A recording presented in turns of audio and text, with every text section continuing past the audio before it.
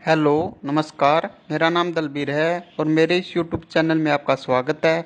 मेरे इस YouTube channel का नाम इंडियन टेक्निकल फार्मिंग है और आज मैं आपके लिए एक खेती से जुड़ी नई वीडियो लेकर आया हूं। इस वीडियो में आज मैं आपको बताता हूं कि कपास में खरपतवारों का नियंत्रण कैसे करें जिससे कपास की फसल में खरपतवारों का नियंत्रण हो जाए, जिससे कि हमें कम खर्च व कम समय में ज़्यादा से ज़्यादा फसल की पैदावार प्राप्त हो, जिससे कि हमें एक अच्छी इनकम प्राप्त हो। इस वीडियो को अंत तक जरूर देखें ताकि आपको खेती से जुड़ी सभी जानकारी प्राप्त हो। अगर आप चैनल पर नए हो तो इस वीडियो को ज़्यादा से ज़्यादा लाइक, शेयर व इंडियन टेक्निकल फार्मिंग चैनल को सब्सक्राइब जरूर करना ताकि अन्य किसानों को खेती से जुड़ी सभी जानकारी प्राप्त हो और आने वाली वीडियो की नोटिफिकेशन आपको मिलती रहे। चलो चलिए वीडियो को स्टार्ट करते हैं। आज हम बात करते हैं सरप्रास 7172 BT2। ये बायो क्रॉप सीड कंपनी की किस्म की अच्छी वैरायटी है। ये वैरायटी पंजाब, हरियाणा और राजस्थान के लिए उपयुक्त है। यह कपास की सरपास किस्म 162 से 170 दिन का समय लेती है। इसकी पैदावार देने की क्षमता अच्छी है। इसमें कपास अच्छी खिलती है। इसकी चुगाई भी आसान है। सफ़ेद मक्खी तथा लीफ कर्ल वायरस के प्रति ये सहनशील है। इसकी वैरायटी की बिजाई के 20 से 25 दिन बाद खेत में खरपतवार उगना शुरू हो जाते हैं। हमें अच्छी पैदावार के लिए इन खरपतवारों का नियंत्रण करना बहुत जरूरी है, क्योंकि ये खेत में पोषक तत्व तथा पानी को सोखकर फसलों को बहुत ज़्यादा हानि पहुंचाते हैं। इसलिए इनका नियंत्रण बहुत ज़्यादा जरूरी है। कपास की अच्छी पैदावार के लिए करें खरपतवार नियंत्रण। खरपतवार फसल के काम आने वाले पोषक तत्व तथा पानी को सोखकर फसल को बहुत ज़्यादा हानि पहुंचाते हैं। इसलिए हमें खरपतवारों का नियंत्रण बहुत ज़रूरी है, जिससे फसल की पैदावार बढ़ जाए। खरीफ की फसलों में कपास मुख्य नकदी की फसल है। पिछले वर्षों में देश के किसानों ने बड़ी संख्या में कपास की फसल की तरफ रुझान किया है तथा वर्तमान में देश में करीब कई लाख हेक्टेयर में बीटी कपास कॉटन की खेती की जाती है। बीटी कपास में लाइन से लाइन व पौधे से पौधे का फासला ज़्यादा होने के कारण इसमें खरपतवार बहुत ज़्यादा संख्या में उग जाते हैं, जो फसल को भारी नुकसान पहुंचाते हैं। इसलिए हमें कपास की अच्छी पैदावार लेने के लिए खरपतवार का नियंत्रण बहुत जरूरी है। खरपतवार फसल के काम आने वाले पोषक तत्व तथा पानी को सोखकर फसल को बहुत ज़्यादा हानि पहुंचाते हैं तथा इसके साथ साथ खरपतवार कई तरह के कीटों को जैसे मीलीबग, सुंडी, सफेद मक्खी को बहुत ज़्यादा बढ़ावा देते हैं, जो कि फसल को भारी संख्या में नुकसान पहुंचाते हैं। किसान यदि खरपतवार का समय से नियंत्रण कर ले तो खेत में कीड़े लगने की संभावना बहुत ही ज़्यादा कम हो जाती है। कपास में मुख्य रूप से सावक, मकड़ा, चौलाई, पलपोटन, हिरणखुरी जैसे बहुत ज़्यादा खरपतवार उग जाते हैं। सबसे ज़्यादा नुकसान मोथा, साठी, मकड़ा आदि खरपतवार करते हैं। इसलिए इन्हें समय से नियंत्रण करना बहुत ज़्यादा जरूरी है।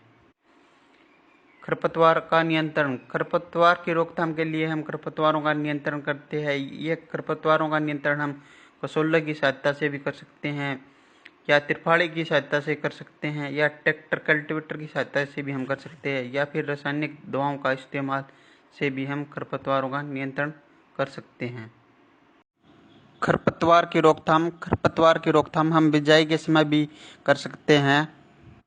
खरपतवार की रोकथाम के लिए कपास की फसल में बिजाई के 20 से 25 दिन बाद सूखी गुड़ाई तथा पानी लगाने के बाद दूसरी गुड़ाई कर दे, ताकि खरपतवार काफ़ी हद तक नियंत्रण हो जाए। यह गुड़ाई आप कसौले की सहायता से या बैलों व त्रिफाड़ी की सहायता से भी आप कर सकते हो। जब फसल 2 महीने की हो जाए तो ट्रैक्टर के कल्टीवेटर से भी इसकी गुड़ाई की जा सकती है। हम खरपतवारों का नियंत्रण रासायनिक दवाओं से भी कर सकते हैं। रासायनिक नियंत्रण के लिए बिजाई के तुरंत बाद 2-3 दिन के अंदर पेंडामेलिथियान 30% EC की 1.5 लीटर मात्रा प्रति एकड़ के हिसाब से 250 लीटर पानी में मिलाकर छिड़काव करने से सांठी, धावक, मकड़ा आदि खरपतवारों का नियंत्रण अच्छी तरीके से हो जाता है। किसान कपास में खरपतवार की रोकथाम के लिए बिजाई के 40 से 45 दिन बाद पेंडामेलिथियान की 1.5 लीटर मात्रा प्रति एकड़ के हिसाब से 30 मिलीलीटर पानी में मिलाकर छिड़काव करके अच्छी सिंचाई कर दे। इससे भी खरपतवार नियंत्रण हो जाते हैं। मानसून आने पर जुलाई अगस्त माह में सांठी शामक जैसे खरपतवार बहुत ज़्यादा मात्रा में उगते हैं। इन्हें नियंत्रण करने के लिए क्रेमस्कैन या 0.5% राउंडअप 5 मिलीलीटर प्रति लीटर पानी के हिसाब से स्प्रे पंप के नोजल पर प्रोटेक्टर लगाकर छिड़काव करें ताकि दवाई फसल पर ना पड़े। इससे खरपतवार आसानी से नियंत्रित हो जाते हैं।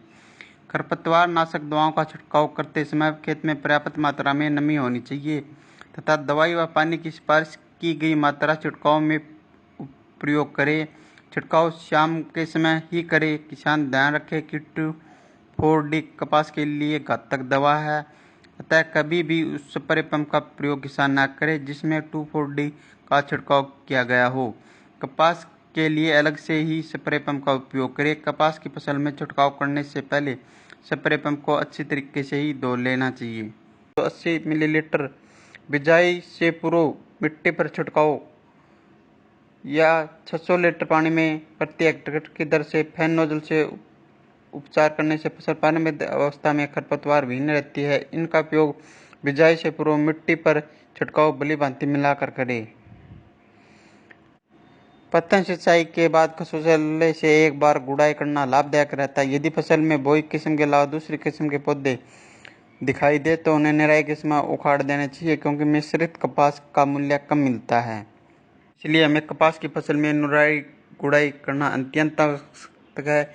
इस फसल में निराई गुड़ाई आप देख सकते हो। अगर यह आपको वीडियो पसंद आई, इस वीडियो को ज़्यादा से ज़्यादा लाइक, शेयर व चैनल को सब्सक्राइब जरूर करें व अन्य किसान भाइयों के साथ शेयर जरूर करें ताकि आने वाली वीडियो को आपको नोटिफिकेशन मिलती रहे।